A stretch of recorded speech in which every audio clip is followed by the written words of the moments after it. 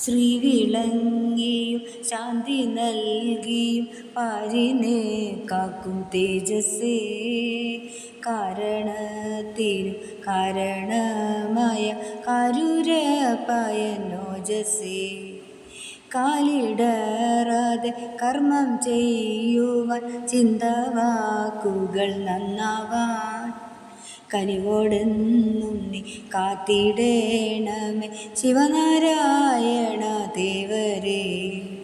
രൂപമില്ലാത്ത മായാദുഃഖത്തിൽ ഞെങ്ങി വിങ്ങി തളരാതെ താങ്ങി തൃപ്പാതെ ചേർക്കണേയെന്നു നീയേ എൻ തുണ ദൈവമേ.